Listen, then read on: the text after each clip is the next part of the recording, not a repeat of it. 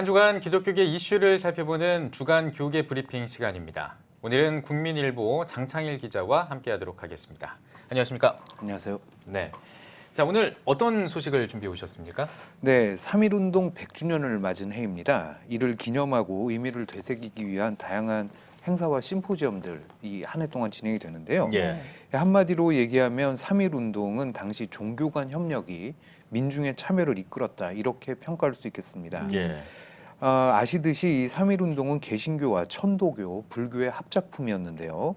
더 나아가서 장로교와 감리교의 연합이 각 교단의 중심지였던 평양과 서울을 연결하는 가교 역할도 했습니다. 네. 이런 협력으로 민중의 대규모 참여가 가능했던 것인데요. 이 일제강점기에 종교 지도자들이 나서지 않고는 전국적인 규모의 만세운동 불가능했다는 게 학계의 일반적인 평가입니다. 예. 정병준 서울장신대 교수의 말인데요. 이 당시 인원을 모으고 자금을 동원할 곳은 이 전국적으로 종교계뿐이었다, 이런 이야기고요. 네. 이들의 조건 없는 협력이 거사를 가능하게 한 힘이었다고 평가했습니다. 예. 네. 이 1차 대전 직후에 일원화, 대중화, 비폭력화라는 3.1운동의 원칙을 정할 수 있었던 것도 종교 지도자들이 얼마나 폭력 없는 평화로운 세상을 꿈꿨는지 엿볼 수 있는 대목이기도 합니다. 예. 네. 흥미로운 내용인데요. 좀 더 네. 자세히 들어볼 수 있을까요? 네, 이 민족 대표 중 기독교 측 대표가 바로 남강 이승훈 장로인데요. 예. 이 장로는 평양신학교에서 공부했을 정도로 대표적인 장로교인이었습니다. 네. 그가 1919년 2월 대규모 만세운동이 준비되고 있다는 소식을 듣게 되는데요. 네. 취지에 공감한 뒤 곧바로 평안북도로 가서 네. 감리교회 신홍식 목사와 장로교회 길선주 목사를 함께 만납니다. 예. 이 자리에서 만세운동을 설명하고 이 협조를 구하는데요. 이 두 사람 결국에 민족대표에 모두 이름을 올리게 됐습니다. 네. 네. 이 장로가 교단의 벽을 넘어서 감리교 지도자의 협력을 이끌어낸 것인데요.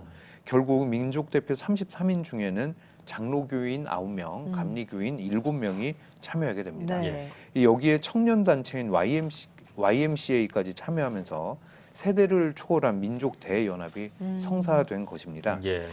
이런 면에서 3.1운동, 이 자생적 에큐메니컬 운동이었다, 이런 평가도 할 수 있는데요. 평화를 위해 비폭력 일치와 연합을 했기 때문입니다. 예.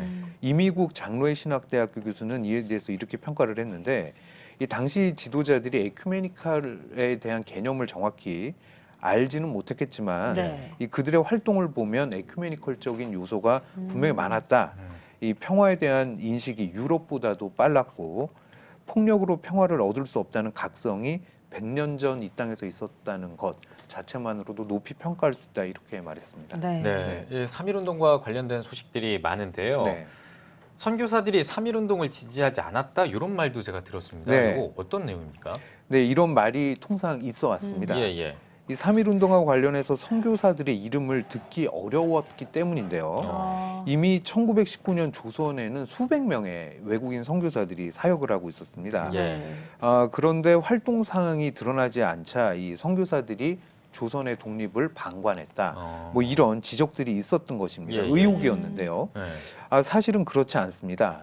이 조선 헌병사령부가 3.1운동 직후 펴냈던 조선 3.1 독립 소요 사건 보고서에 보면 대부분의 선교사가 독립운동에 참여한 조선인에 대해 동정심을 가지고 있었고, 반면 우리 관원, 이 공무원과 헌병 이야기하는데요. 예, 예. 반감이 있었다, 또 소요를 진압하는 것에 대해서도 불평한다, 이런 평가가 있었습니다. 예. 이것은 방관했다라고 보기에는 어려운 그런 부분입니다. 네. 네. 3.1운동을 적극적으로 지지했던 선교사들도 있었다고요? 네, 그렇습니다. 대표적인 선교사가 프랭크 스코필드 선교사였는데요. 한국 이름이 서코필입니다. 예. 네, 이 선교사는 제암리 학살을 전 세계에 알린 인물인데요. 네. 네. 그는 제암리에서 일제에 의해 학살이 벌어졌다는 소식을 듣고 1919년 4월 17일 현장으로 갑니다. 예. 이 제암리 학살이 15일에 있었거든요. 직후에 현장에 간 것인데, 그곳에서 제암리 교회와 주변의 민가들이 모두 잿더미가 된 광경을 목격하고 이를 사진으로 찍어서 서울로 돌아와 외신 기자들에게 전했습니다. 네. 이게 어떤 의미가 있냐면, 당시 일본은 일제의 식민 지배가 강압적인 게 아니고 조선 사람들이 원한다, 이런 선전을 하고 있었는데 예, 예. 그 선전이 거짓말이었다는 것을 만천하에 알린 그런 계기가 됐던 것입니다. 예. 호머 헐버트 선교사도 미국 조야에 조선의 현실을 알리는데 큰 역할을 했던 인물인데요. 이 평소 친분이 있던 미국 상원의원들을 설득해서 미국 의회에 조선 독립 지지안 이걸 제출합니다. 예. 물론 부결됐습니다. 표결에서 찬성 34표, 반대 46표로 아쉽게 부결이 되었는데요. 네. 다만 조선이 독립을 원하고 있다. 일제를 거부한다는 사실을 미국에 알린 그런 계기가 됐던 것이죠. 네, 그렇군요. 이 3.1운동 우리 민족이 정말 계속해서 기억하고 또 후대에 알려야 될 네. 예, 그런 아주 중요한 사건인데 네. 3.1운동 100주년을 맞는 올해에 이러한 사연들 또 의미들 더욱더 많이 발굴되고 또 소개되기를 기대를 해보겠습니다. 자, 이제 다음 소식으로 한번 넘어가 보겠습니다. 교회 교인들을 상대로 대대적인 사기를 치는 일이 발생하고 있다고 네. 들었어요. 이게 무슨 뭐 이게 수백억대 사기는 아닌데 예. 이런 소소한 사기 사건들이 늘 있습니다. 예, 예. 이번에 드러난 일은 뭐냐면 이 본인을 대구 지하철 참사 피해자이고 예. 후유증으로 희귀병에 걸렸고 얼마 전에는 위암 판정까지 받았다. 이 교회 신자로 등록해서 이런 이야기를 하면서 기도해달라 이렇게 부탁을 합니다. 예. 네. 이게 교인들이 그 좋은 마음에 이 안타까운 사연을 듣고 이제 헌금도 하고 기도회도 하고 하게 되는데 예. 이런 이야기를 하는 김모 씨가 수도권 교회를 중심으로 돌아다니고 있다고 합니다. 아이고. 이 피해를 본 사례들이 늘고 있다고 합니다. 네. 예. 교인들의 신앙심을 좀 악용한 것 같기도 그렇습니다. 하네요. 이 김 씨가 교회를 돌며 한 호소는 앞서 제가 설명드린 내용과 비슷한데요. 예. 좀 더 자세히 설명을 드리면 아버지는 군목이었고 소령이었다.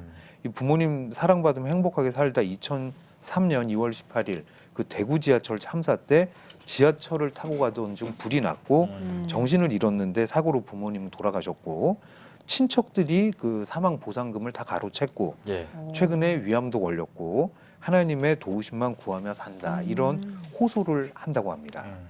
이와 관련해서 한 목사는 딱한 사정에 교인들이 정성껏 헌금을 했고 다만 이제 김 씨에게 전달하기 전에 예. 위암 진단서를 한번 좀 보자 제출해달라 이렇게 요구했더니 차일피일 미루다가 잠적했다는 것이죠. 예. 이 각별한 주의가 필요해 보입니다. 네. 영화 한 편을 보는 것 같네요.